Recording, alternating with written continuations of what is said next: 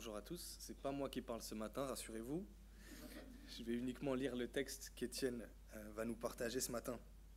Alors, Acte 12, chapitre 12, ce sera les versets 1 à 19, si je ne me suis pas trompé, Étienne.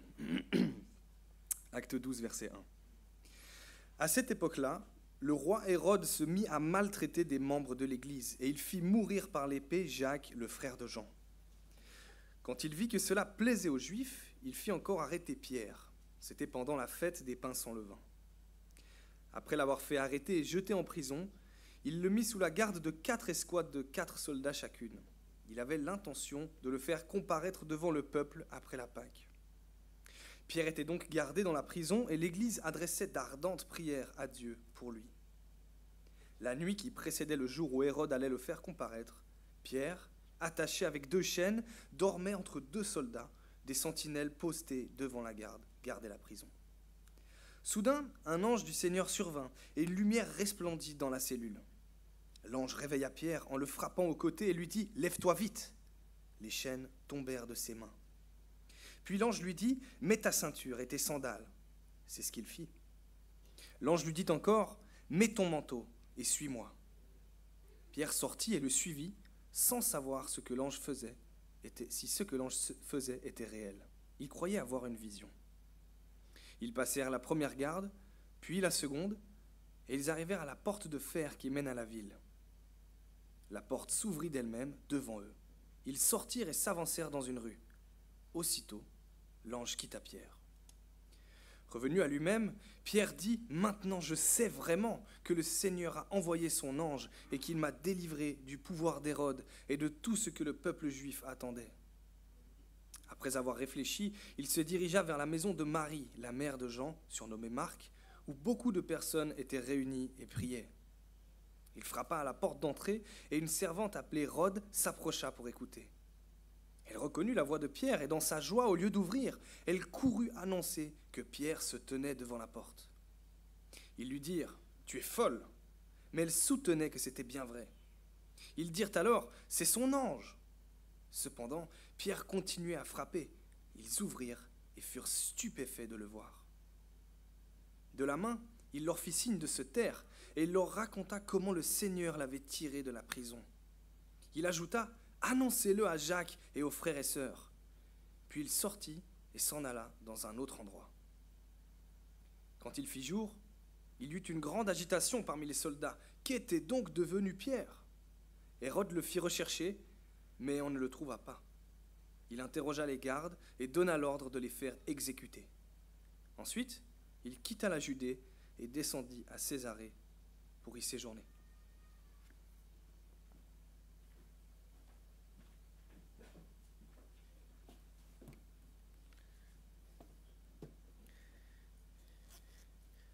Merci Théo pour la lecture et bonjour à tous. Je vous invite à continuer notre série sur les débuts du christianisme ce matin. On est déjà à Acte 12. Certains pensent qu'on est seulement à Acte 12, mais moi je dis on est déjà à Acte 12, c'est pas mal. On approche de la moitié du livre des Actes qu'on a commencé en août. Donc l'évangile est désormais sorti de Jérusalem et il a atteint les non-juifs. Tout est prêt pour que Paul commence ses voyages missionnaires et qu'il apporte l'évangile dans tout l'Empire romain. Mais avant ça, le texte nous rappelle l'importance de la prière une fois de plus. Et il nous exhorte à la prière communautaire ce matin. Donc j'aimerais prier et après on va se lancer dans ce passage. Accompagnez-moi dans la prière. Seigneur, merci pour ta parole, merci pour avoir pu, ces dernières semaines, ces derniers mois, étudier les débuts du christianisme, avoir pu être encouragé par ton action dans la vie de l'Église, malgré les difficultés, malgré les persécutions, avoir pu être encouragé par le courage de ces premiers chrétiens, leur foi aussi, cette foi que tu nous invites à imiter, et aussi avoir pu être encouragé par voir que tu continues d'agir. Tu continues d'agir même si tu es au ciel, même si tu es remonté vers le Père.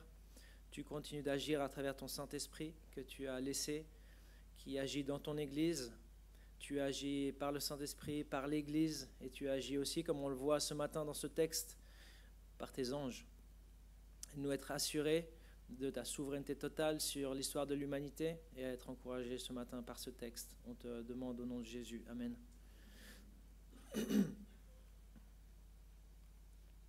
Les anges à la défense de l'Église. C'est le texte, c'est le titre du message pour ce matin. Il est beaucoup question d'anges dans ce texte.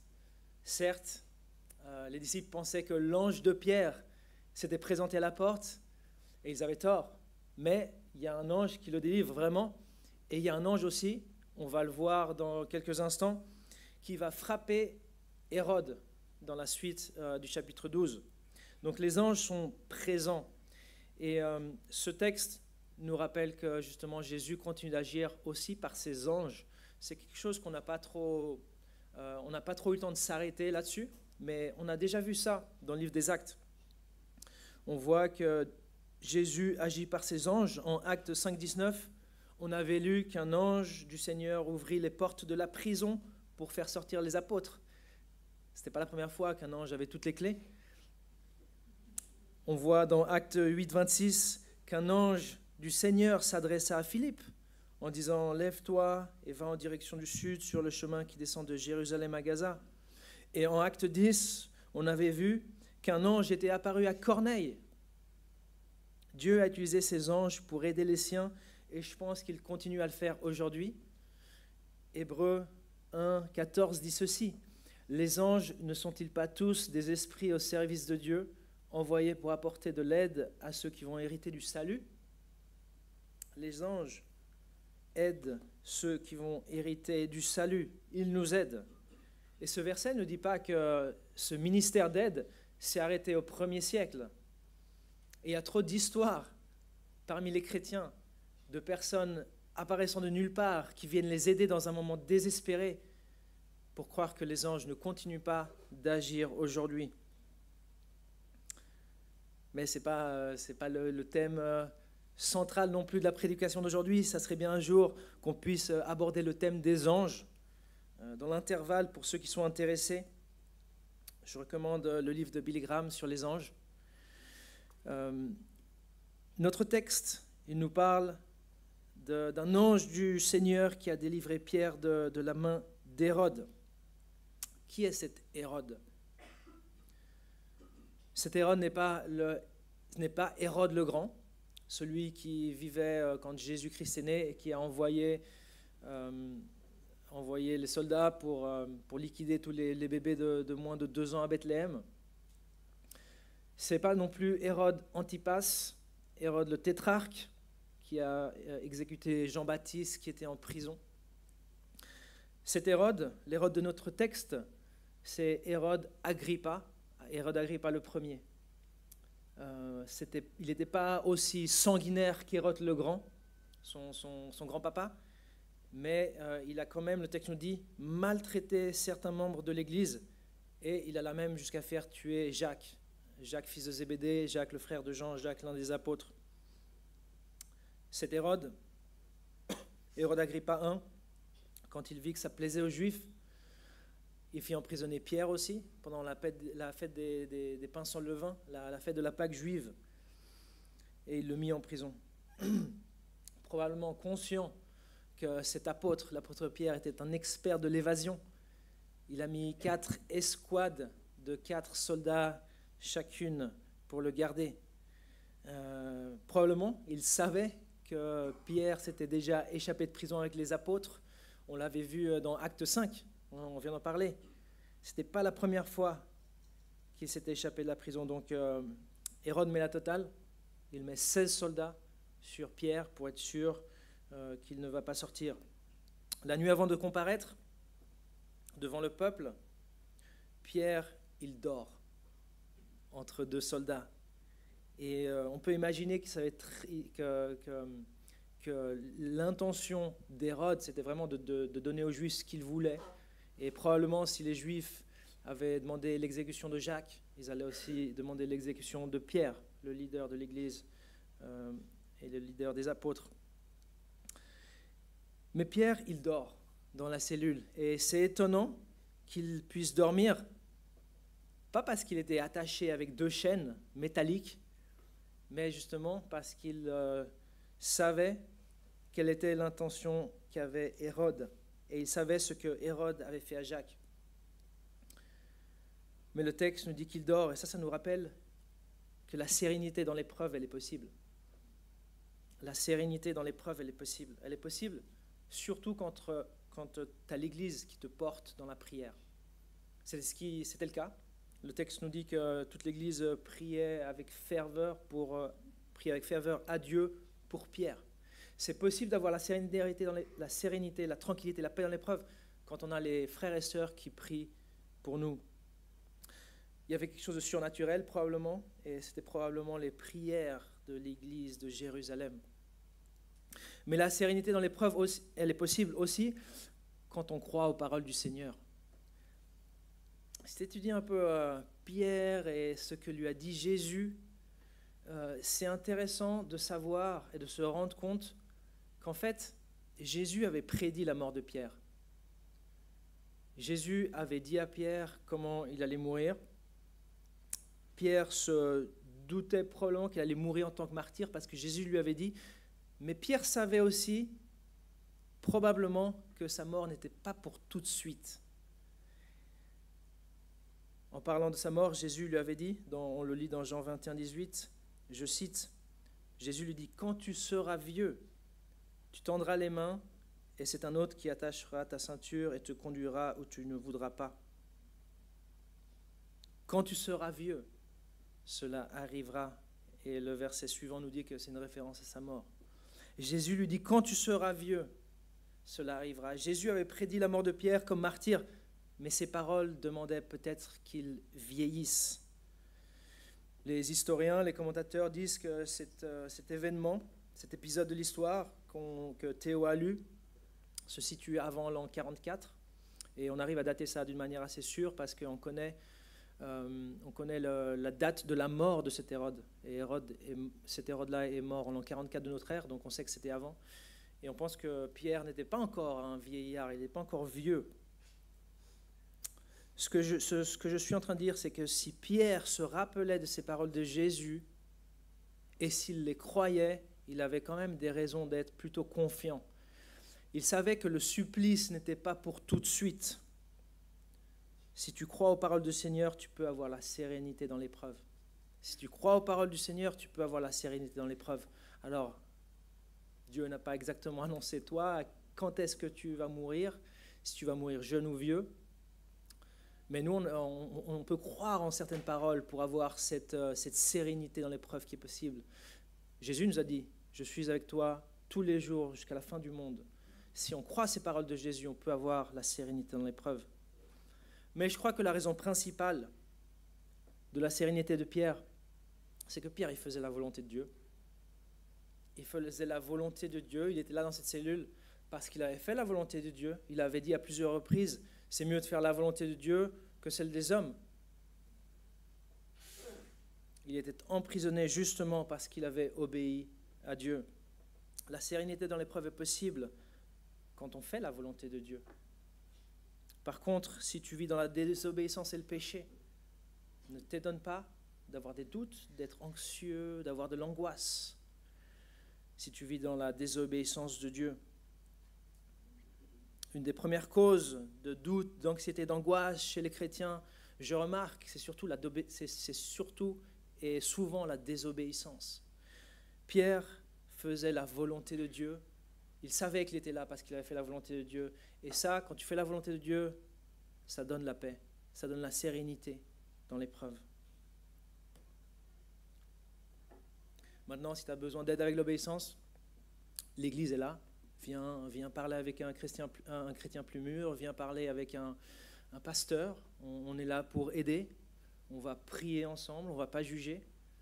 Si tu as des problèmes avec l'obéissance, mais je te répète, l'obéissance est nécessaire pour avoir cette sérénité, cette paix, cette tranquillité que Dieu donne. Pierre dormait, probablement pour ça. Il savait qu'il faisait la volonté de Dieu. Alors Pierre est en prison et Hérode croit qu'il a tout sous contrôle. Mais c'est sans compter sur le fait que l'Église Comme le dit le verset 5 qu'on va relire, elle priait Dieu avec ferveur. Regardez le verset 5.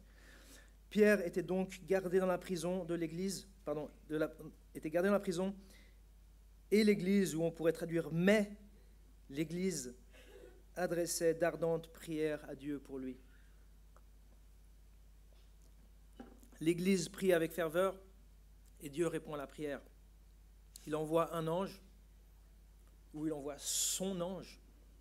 Ce qu'on voit là, c'est ce que dans l'Ancien Testament est traduit l'ange de l'Éternel. Il envoie un ange, ou il envoie son ange, pour libérer Pierre qui croit que tout ce qui lui arrive est un rêve. Il avait des bons rêves le jour avant peut-être qu'on l'exécute. Mais quand il comprend que tout ce qui se passe n'est pas un rêve, l'ange soudainement disparaît et Pierre se rend compte que ce n'est pas un rêve et il se dirige vers la maison de Marie. Il y avait plusieurs Maries à l'époque, c'était un nom très commun. Et donc le texte nous dit que c'est Marie, la mère de Jean, qui était surnommée Marc. Petite parenthèse, ce Marc-là, dont parle le texte, c'est celui, selon la tradition chrétienne, qui a écrit l'évangile de Marc sous la direction ou avec l'aide de Pierre. Donc là, Pierre, il se dirige chez Marie et il trouve énormément de personnes réunies. Enfin, avant, il frappe à la porte. Et il y a l'épisode un peu tragicomique que Théo a lu. Rhodes qui vient à la porte. Et elle est tellement joyeuse qu'elle court et annonce à tout le monde que Pierre est à la porte. Et là, Pierre reste dehors en train de frapper, tout seul. Et il attend. Et il a peut-être un peu peur parce qu'il dit « Ouais, je suis sauvé, mais il faut que je fasse quelque chose. » Et Rhodes annonce aux disciples réunis que c'est Pierre. Et ils disent « Non, t'es folle. C'est pas Pierre. » Et elle insiste. Elle insiste. Et ils disent « Non, c'est son ange. » Ils étaient plus enclins à penser que c'était l'ange de Pierre que Pierre lui-même. À mon avis, ils n'avaient jamais vu l'ange de Pierre. Mais ils étaient plus enclins à penser que c'était l'ange de Pierre que Pierre lui-même. Et les disciples disent qu'elle est folle. Et ils disent elle est folle, non pas d'avoir laissé Pierre à la porte, mais ils disent qu'elle est folle d'avoir cru que c'est Pierre. Le nom Rhodes n'a pas trop la cote parmi les parents chrétiens aujourd'hui. Mais si on en suit le texte, c'est elle l'exemple. C'est la seule qui croit. C'est la seule qui croit. Et le texte nous dit que c'est dans sa joie qu'elle a laissé Pierre à la porte. C'est elle l'exemple, tous les autres, c'est les incrédules. Cet épisode suscite une question intéressante. Comment Dieu a-t-il pu accorder ce que demandaient des gens si incrédules? Comment Dieu a pu accorder à des gens si incrédules ce qu'ils demandaient? En supposant que les chrétiens priaient pour la libération de Pierre. Hein. Le verset 5 ne le dit pas. Hein. Le verset 5 simplement dit que l'Église adressait d'ardentes prières à Dieu pour lui. Peut-être que les chrétiens priaient pour que Pierre ait la paix dans sa cellule, qu'il ait la tranquillité. Peut-être que les chrétiens priaient pour qu'il puisse être un bon témoignage auprès de ses soldats, qu'il puisse prêcher l'Évangile. Peut-être que les chrétiens priaient pour que Pierre soit fidèle jusqu'à la mort.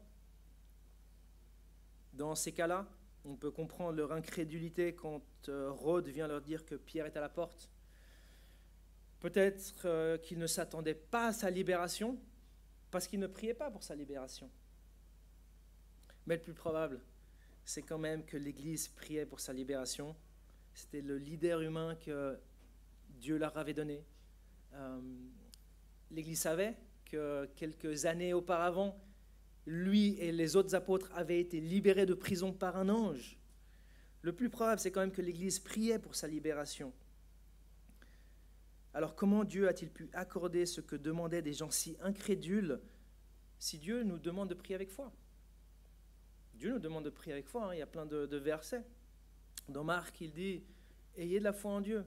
En vérité, je vous le dis, celui qui dira à cette montagne, ôte-toi de là et jette-toi dans la mer, sans hésiter dans son cœur, mais croyant que ce qu'il dit arrive, cela lui sera accordé. » Et il dit « Tout ce que vous demanderez en priant, Regardez bien, croyez que vous l'avez reçu et vous le verrez s'accomplir. Dieu demande la foi dans la prière. Jacques 1, versets 5 à 7 dit « Si l'un de vous manque de sagesse, qu'il la demande à Dieu. » Il est question de prière ici. « Qu'il la demande à Dieu, qui donne à tous simplement et sans faire de reproche, et elle lui sera donnée. Mais qu'il la demande avec foi, sans douter, car celui qui doute ressemble aux vagues de la mer que le vent soulève et agite de tous côtés.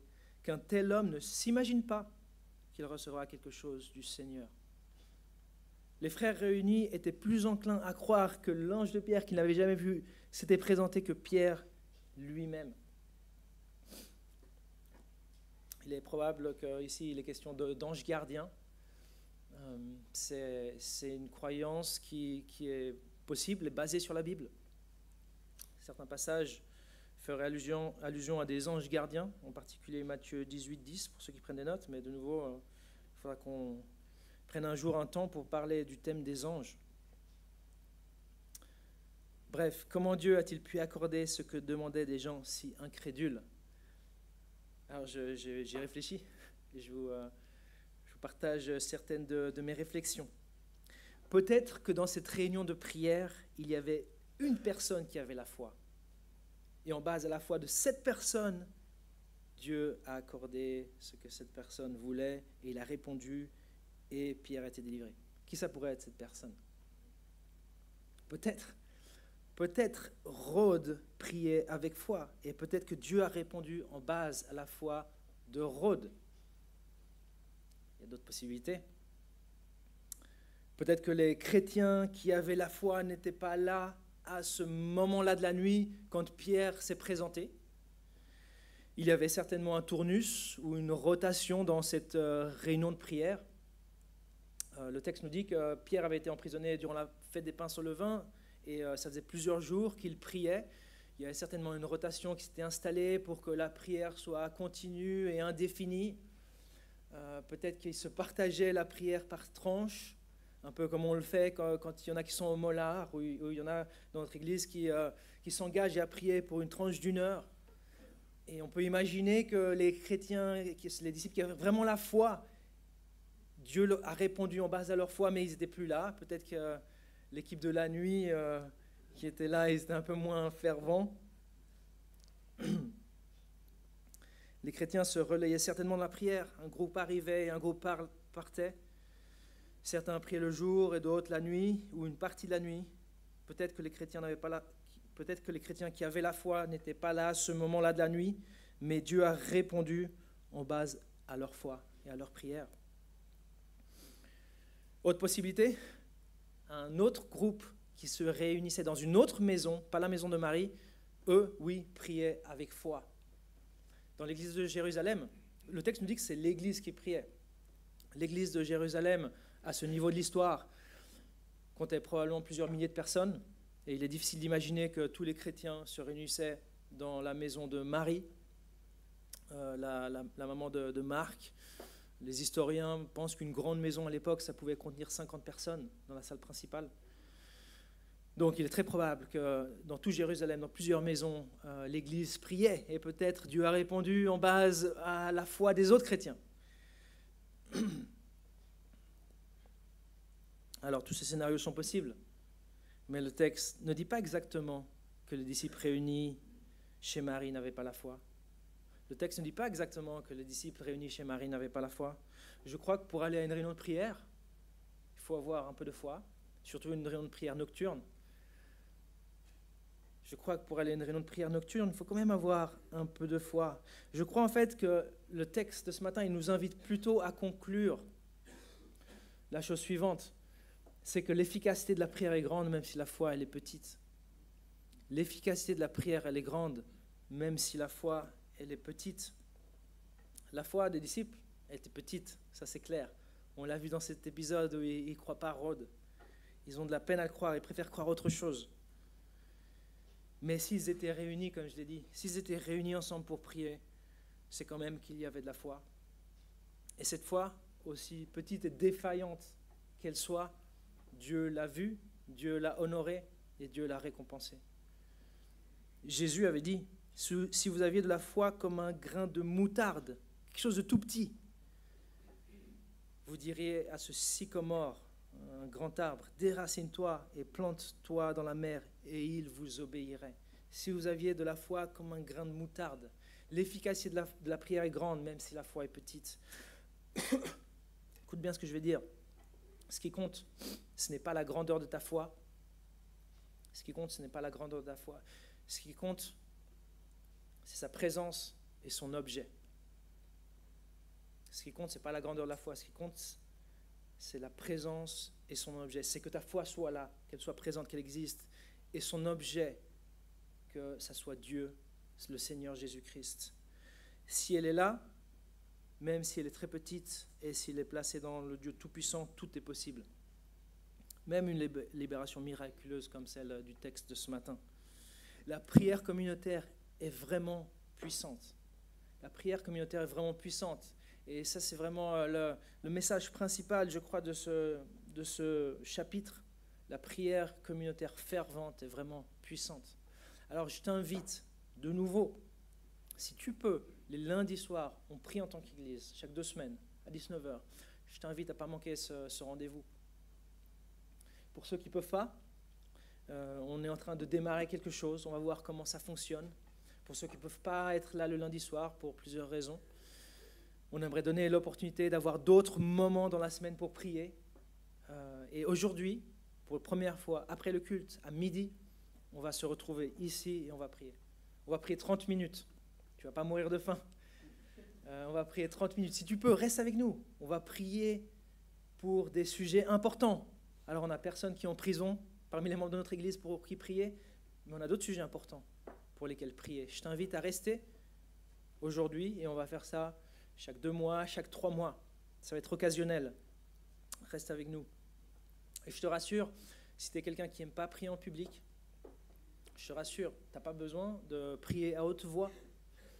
Si tu dis Amen à la fin de la prière de ton frère, tu participes à la prière communautaire.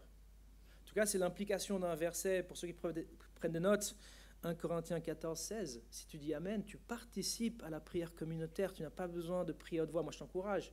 Mais si tu es timide, reste quand même avec nous. Personne ne va t'obliger de prier. Ou si tu n'es pas timide, mais voilà, si aujourd'hui tu ne le sens pas, reste quand même. Participe à la prière avec les frères et les sœurs. Alors Pierre raconte aux disciples chez Marie comment l'ange l'a libéré de prison. Et il dit d'annoncer ça à Jacques. C'est un autre Jacques, c'est pas celui qui a été exécuté évidemment. C'est Jacques, le frère de Jésus, quelqu'un qui deviendra un des piliers de l'église de Jérusalem. Et c'est quelqu'un qu'on va retrouver plus tard dans le livre des Actes, en Acte 15 et en Acte 21. Et Pierre part probablement, il parle de Jérusalem, il va se cacher dans une autre ville, on ne sait pas exactement. De son côté, quand Hérode se rend compte que son prisonnier s'est échappé de l'Alcatraz de Jérusalem, il fait liquider les 16 soldats, il les fait exécuter, ou peut-être 4 d'entre eux. On n'est pas trop sûr, on pense que ces 16 soldats, ces 4 escouades se divisaient le temps de garde. Peut-être ils faisaient 6 heures, par 6 heures, et ils se divisaient les 24 heures du jour comme ça, on ne sait pas, mais voilà. Le texte nous dit que Hérode les fait exécuter. Une raison de plus pour penser qu'effectivement, ce qu'allait subir Pierre, c'était l'exécution. Parce qu'en fait, selon la loi romaine, une loi romaine un peu plus tardive, mais peut-être c'est déjà le cas, selon une loi romaine, en fait, les gardiens qui laissaient échapper un prisonnier allaient recevoir la peine que le prisonnier allait recevoir. Donc si le prisonnier allait recevoir des coups de fouet et les gardiens laissaient échapper le prisonnier, les gardiens recevaient des coups de fouet. La même peine que le prisonnier. Donc le fait qu'il se fasse exécuter, probablement, oui, indique effectivement que Pierre allait recevoir cette punition, ce châtiment. La libération de Pierre qu'on a lu, c'est la première délivrance pour l'Église dans ce chapitre 12. Il y a une deuxième délivrance pour l'Église dans ce chapitre 12. C'est la mort du bourreau de l'Église, Hérode. Et donc on va le lire maintenant. Accompagnez-moi. On va continuer le texte, versets 20 à 25. Acte 12, versets 20 à 25.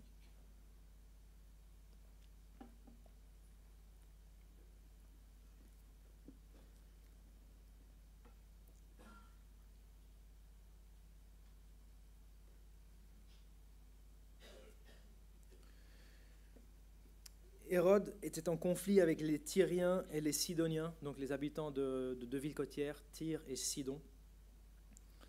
Il était en conflit avec les Tyriens et les Sidoniens, mais ils vinrent le trouver d'un commun accord, et après avoir gagné Blastus, le responsable de sa chambre, donc le serviteur personnel d'Hérode, ils l'ont gagné probablement avec des pots de vin. Ils demandèrent la paix parce que leur région dépendait de celle du roi pour son ravitaillement en blé, en nourriture. Le jour fixé, Hérode, habillé de sa tenue royale, était assis sur son trône et leur adressait publiquement un discours. Le peuple s'écria « C'est la voix d'un Dieu et non d'un être humain ». Un ange du Seigneur le frappa immédiatement parce qu'il n'avait pas donné gloire à Dieu. Il mourut rongé de vers. Quant à la parole de Dieu, elle se propageait de plus en plus. Une fois leur mission à Jérusalem accomplie, Barnabas et Saul repartirent, emmenant avec eux Jean, surnommé Marc.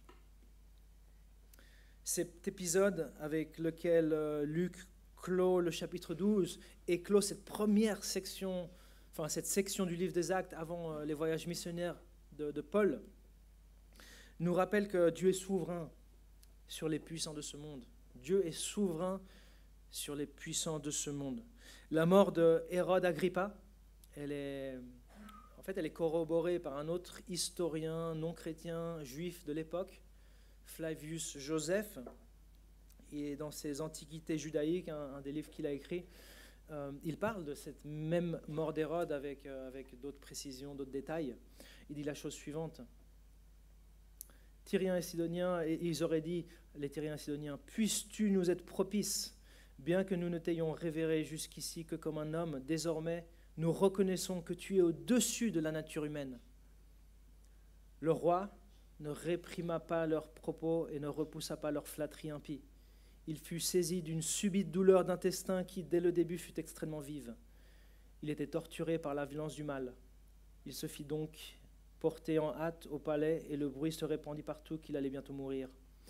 Après avoir été éprouvé sans arrêt pendant 5 jours par ses douleurs abdominales, il quitta la vie à l'âge de 53 ans passés et dans la 7e année de son règne. Le Seigneur est souverain sur les puissants de ce monde, surtout sur ceux qui persécutent les chrétiens. Surtout sur ceux qui persécutent les chrétiens. Hérode avait maltraité plusieurs membres de l'Église, nous disait le verset 1. Il avait fait exécuter Jacques et il s'apprêtait à faire exécuter Pierre. Le Seigneur s'oppose à ceux qui opposent l'Église. Le Seigneur leur résiste. Le psaume 2, le verset 4, dit que le Seigneur se moque d'eux. Il s'oppose à ceux qui persécutent son Église, qui est son corps, à ceux qui le persécutent. C'est pour ça que c'est toujours mieux pour un chef d'État. C'est toujours mieux de laisser les chrétiens tranquilles. Tous ceux qui ont persécuté les chrétiens en ont souffert les conséquences à un moment ou à un autre. Pour les gens au pouvoir, aujourd'hui en Suisse ou ailleurs, le conseil du rabbin Gamaliel est de mise. Le conseil du rabbin Gamaliel qu'on avait vu dans Acte 5, il ne faut pas courir le risque de combattre contre Dieu. Il ne faut pas courir le risque de combattre contre Dieu. Un commentateur pense qu'une appendicite menant à une péritonite correspondrait aux symptômes qu'on a là dans le livre des Actes et dans ce que nous dit Flavius Joseph par rapport à la mort d'Hérode. Et avec le manque d'hygiène de cette époque, peut-être que des vers qu'il avait dans les intestins se seraient échappés et auraient ajouté à son supplice, à la douleur de son mal. Mais le texte nous dit qu'il a été rongé par des vers.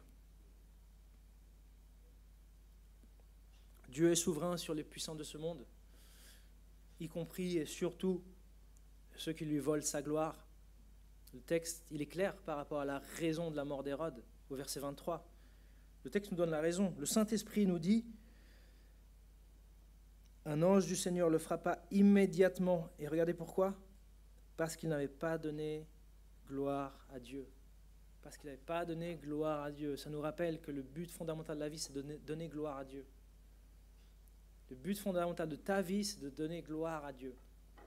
Est-ce que tu lui donnes gloire quand tu as du succès, quand tu gagnes, quand tu accomplis quelque chose, quand tu réussis? Est-ce que tu donnes gloire à Dieu? Et même dans les moments plus difficiles, est-ce que tu donnes gloire à Dieu? Ecclésiaste, à la fin du livre d'Ecclésiaste, l'Ecclésiaste nous dit quel est le but de tout homme, de craindre Dieu et obéir à ses commandements. C'est comme ça que tu vas donner gloire à Dieu. Est-ce que tu donnes gloire à Dieu? Hérode ne l'a pas fait et il a été jugé sur le champ. Je peux dire aujourd'hui ce matin que si tu rejettes Jésus, le Fils de Dieu de ta vie, tu n'es pas en train de rendre gloire à Dieu. Parce que Jésus, c'est le cadeau que Dieu te donne. Et si tu rejettes Jésus-Christ, tu ne donnes pas gloire à Dieu. Accepte le cadeau de son Fils. Accepte le pardon de tes péchés. Ce pardon gratuit que Dieu le Père t'offre. Alors je finis simplement avec une exhortation ce matin. Évidemment, l'exhortation principale, c'est la prière communautaire. On est encouragé à prier ensemble. On s'est rendu compte que l'efficacité de la prière est grande, même si la foi elle est petite. C'est l'exhortation principale. Mais à moi, il y a une autre exhortation qui me tient à cœur. C'est celle-ci. Rappelle-toi que le Seigneur peut envoyer ses anges pour défendre son Église. Je crois que c'est quelque chose qu'on oublie trop souvent, nous, chrétiens occidentaux, en Suisse ou en Europe. Le ministère des anges dans notre vie. Rappelle-toi que le Seigneur peut envoyer ses anges pour défendre son Église. Moi, ça me paraît impensable que cette Église de Jérusalem, ils n'aient pas prié pour que Dieu envoie un ange de nouveau. Dieu avait déjà envoyé un ange pour libérer Pierre et les autres apôtres dans Acte 5. Ça me paraît impensable qu'ils n'aient pas prié pour que Dieu envoie un ange de nouveau. En plus, ces chrétiens-là, ils connaissaient les Écritures. Et dans l'Ancien Testament, il est question d'anges qui libèrent le peuple de Dieu à maintes reprises. Et récemment, dans leur histoire, un ange avait libéré Pierre et les apôtres de la prison. Rappelle-toi que le Seigneur peut envoyer ses anges pour défendre son Église. Il peut toujours le faire. Dieu peut toujours le faire, même si des fois, il décide de ne pas le faire. J'ai trouvé un commentaire intéressant dans un des commentaires que j'ai lus.